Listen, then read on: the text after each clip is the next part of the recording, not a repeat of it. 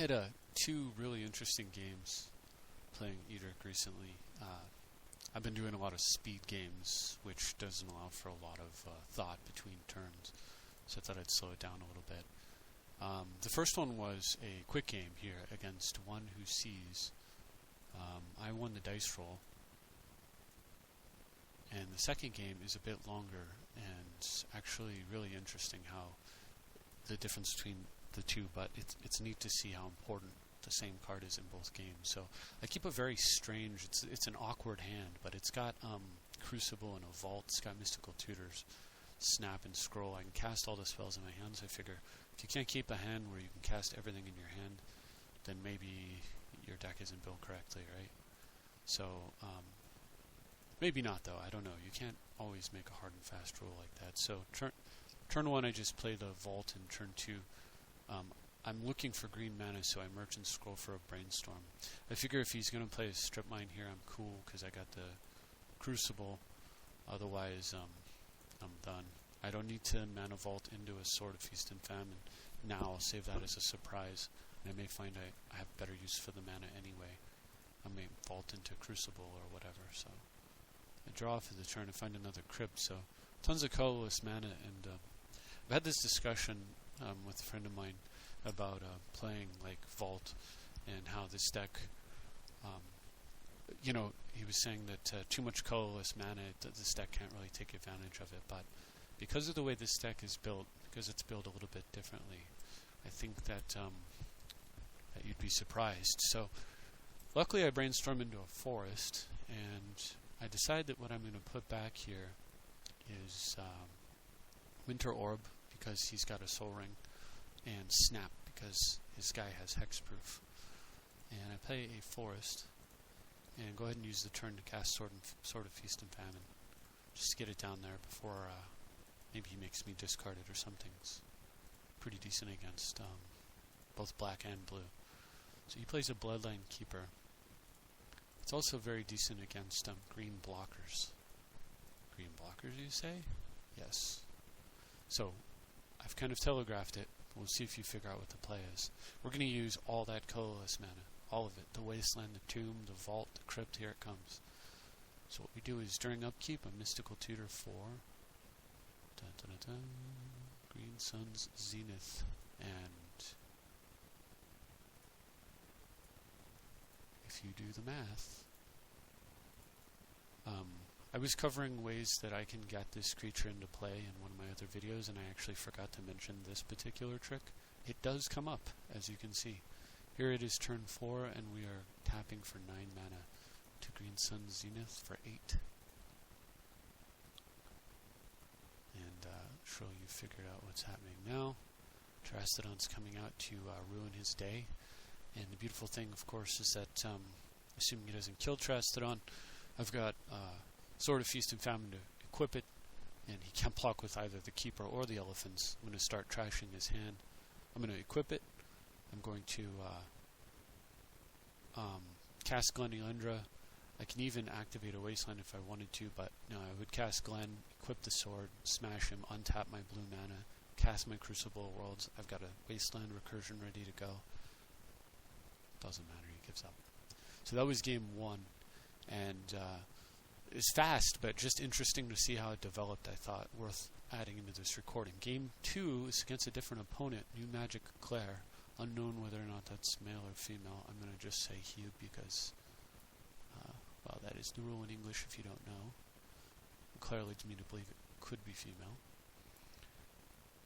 But anyway, so this opponent's playing Venser, Shaper Savant, and I keep another relatively slow hand. So, I mean, you see plenty of games where I've got, first turn Elf, second turn Edric, that kind of deal. But, it's important to note that the deck can play well even when you don't have those kinds of crazy starts. So my opponent gets down with a Compass, and I do find an Elf finally, and decide that I was thinking about playing the Cradle, and then I want to map for Arbor to pump up the Cradle a little bit more.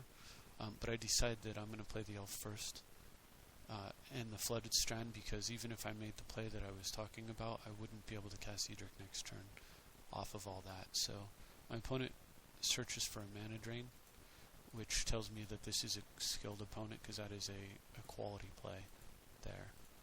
So I just get Breeding Pool, and I don't draw a... I was hoping to get a fetch for green so that I could save the map and use it for strip mine. So I just say go. And he suspends a Riftwing Cloudskate. This puts me under a lot of pressure because my opponent can get in a situation where they can disrupt me without spending mana, and then has Venser backup disruption. So I go ahead and get the Arbor like I originally planned, play it, and do nothing. And my opponent, I was hoping he would just like tap some mana here, but my opponent wisely does nothing as well. And now I decide that I'm going to go ahead and just feed him some mana. I don't lose a card here, having Edric get counterspelled, but I lose... but my opponent's going to pick up the 3 mana. I can't memory lapse the mana drain. First of all, that's just a horrible play because then I'm giving my opponent mana drain again. Secondly, he could Venser the Edric back to my hand and keep his mana drain. It would just be horrible, so I don't make that play. I just allow this to happen. And the thing is, I wanted to let him burn that mana before Riftwing Cloudscape removes its last counter. Hopefully, whatever he does, I'm going to be able to lapse and then follow up with something big on my turn. So, the other thing was that for me to do this, leaving a conspicuous blue up, it's a tell to my opponent that I have a counterspell. So I kind of wanted to encourage him to make the play he's making right now, which is to tap his Venser end of turn and bounce one of my blue, thinking he's going to shut off my counterspell. So he's mana drained, he's going to get a bunch of mana, he's going to bounce one of my blue end of turn, he should be set, there's no way I can counter, and he's going to push something powerful through. Or at least that's the thinking. But from my perspective, he's wasting his Venser on a land. I don't have land anyway, so I need him to bounce a land so I can hit a land drop next turn. And that also takes care of the ability for him to Venser a spell while it's on the stack. I mean, I absolutely hate to have him Venser Natural Order back to my hand, right? So he makes the exact play that I want, and then uses the mana to play Tamiyo. And so I just attempt to memory lapse it because I don't want Cradle locked down. And luckily it resolves, so we'll see Tamiyo next turn when she's doesn't have free mana to cast her. Unluckily, his follow-up is Jace. And so he +2s and ships away one of my cards. Not too bad there. If I were him, I would have bounced Arbor back to my hand, but the difference in perspective there, especially after having just bounced a land. Anyway, so on my turn I play the Breeding Pool and then cast Bird of Paradise, spending a green, getting a green back with the Cradle. It's free. And so now I need to try to walk him into I have to walk him into the place that I need him to make so that I can win the game. There's a Tamiyo coming, so it's too early to natural order.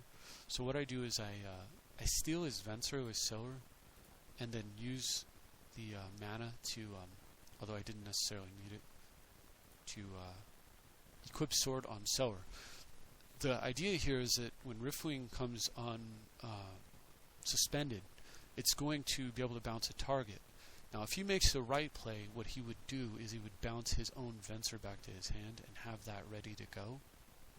Or he would Riftwing the Sword of Fire and Ice back to my hand and then Jace the Venser back to his hand. So he has it ready to go, and then I'm sitting here with a 2/2 flyer with no abilities. That's probably ultimately the best line of play. But what I'm hoping he's going to do is get a little greedy, Riftwing the Sword back to my hand, and then Jace the Sower back to my hand so he can get his Venser back into play. I mean, the reality is Venser in play is a piece of junk. It's a grizzly bear. Venser in hand or in the command zone is a threat. It's a counterspell potentially. It's like a remand, or it's a boomerang. That's a threat to my development. A grizzly bear is nothing. Putting a Sower back in my hand, which is what I want him to do, is putting a doggone control magic back in my hand. That's also a threat. So if he makes the wrong play here, so the right play is definitely bounce a sword, and that's why I played it. And the wrong play is Jace the Sower. The right play is Jace the Venser. But he Jaces the Sower. So now what he's done is he's given me a control magic so he can keep a grizzly bear. It's very, very bad. You don't prioritize grizzly bear over control magic. So now he plays the Tamio. And we knew he had it, and I was very much hoping he didn't have a land, so he wouldn't have counterspell mana up, because that Cradle is too tempting for him to not Tamio it, and tapping out right now is fantastic for me. And he does. So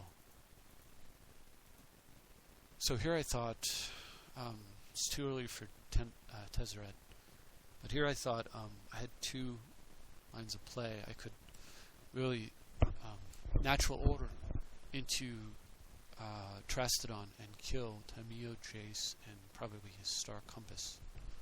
Or I could make this other play that I'm about to make, which is cast and equip Sword of Feast and Famine onto the bird. Excuse me. So that he... and then attack him, so that if he doesn't block, I can still do the natural order play. If he doesn't block here, he's like totally done for. But if he does block, I'm basically trading. I'm waiting a turn to kill a Cloudscape, and losing basically nothing. And that seemed like a win-win for me, no matter what he does. And so I go ahead and run it out that way. So in his turn, he metamorphs my Sword of Feast and Famine, which is very unfortunate since he's got exactly 5 lands, and basically that's free for him. Discarding here is not too bad for me. I throw away Sword of Fire and Ice because I have 0 plans to kill Venser and put it back where he wants it. I'm not too worried about blockers when I'm holding a Sower, and I'm not too worried about Pro Blue since I plan to kill his blue permanents in a moment anyway. So he Timios the Cradle and then takes a look at my top card and puts it back. Now up to this point, I thought this person's played extremely well. But here's pretty well, except for the mistake earlier. But here's where the person's play really falls apart. Tapping out for Consecrated Sphinx after bouncing Sower to my hand. Not so good. So, on my turn, I Sower his blocker, hit him with the sword, untap my lands. Now I get my Cradle back, shutting off Tamio. I'm able to play Bloom Tender and still run out enough mana to first cast Tezzeret, just to see if he's got like Force of Will, and it looks like he doesn't. So then natural order into Trastodon, killing Sword of Feast and Famine, Tamio, and Jace. And if you look at this game, so far my opponents played Sword of Feast and Famine, Tamio, and Jace, and Consecrated Sphinx against my board, which was previously just a sword. And it doesn't matter. Like, he's so done right now. So I go fetch Winter Orb, and I figured this was game over. Draw 2 extra cards off the Sphinx. But he's got one last trick up his sleeve. He also gets to play a Trastodon. So he's played so many bombs, thanks to copy effects and stuff effects. And he kills Winter Orb, Sword of Feast and Famine, and he kills Guy's Cradle. At this point in the game, by killing Cradle, I still have access to 2, 3, 4, 5, 6, 7. And Tezzeret can get anywhere from, up to 3 mana. So 7 to 10 mana, plus I could play a land and have up to 11 mana this turn. So I really strongly disagree with killing Cradle there. I think what he should have done was kill Tezzeret. But, make the choices you make. And then, look at that, I top deck Crucible and really nerf his plan of killing Cradle. Thought about going for GT here and realized that I did not want to kill Tezzeret just yet. So, I cast Gleneandra, Sylvan, Edric, and think about attacking with my ground guys, and then realize that's completely playing into his hands, killing his, and I can kill his Tezzeret, his Trastodon with any targeting effect, like Tezzeret when he goes and gets GT, which ultimately I'm planning to do. or I can kill, or I can just ignore his stupid crown. Because the thing is, I don't want to kill Venser and put it back in his hand and give him another boomerang. But Edric finds opposition, Tezzeret finds a mana crypt, opposition hits, I start tapping him down, and he gives up. So I just thought it was really interesting to see two different decks, two different problems, really the same problem, which was that my opening hand wasn't particularly strong. But look at how quickly the deck can just turn things around. In the one case, I turned a flood of colorless mana and no green into Terastodon, Sword, good game. And in the other case, I turn a Consecrated Sphinx, Jace, Tamio, Terastodon, Venser, mana drain. I mean, I had to let my opponent mana drain my own spell. All that gets completely turned around, and we end up with my opponent conceding to a totally overwhelming board presence. And if you notice, it all happened basically in one turn. So I thought that was pretty awesome, and I hope you enjoyed the games as well. The deck list, if you watched the recent video, the Turbo 20, in which 20 games are played with this deck, the deck list hasn't changed from that. I have some ideas about maybe some other tweaks, but I think for now we're just going to leave it alone. It's doing well. And I also think that this deck is heavily portable into the French list due to some oversights on their part, allowing Natural Order, Gaia's Cradle, and such to be legal. I think that putting Edric into the main and then just adding a few creature tutors would basically allow it to play out the same as it already does. You can replace Mana Crypt Vault and Soul Ring. Crucible World Strip Mine, that's nice to have, but it's not like really all that critical to the thing.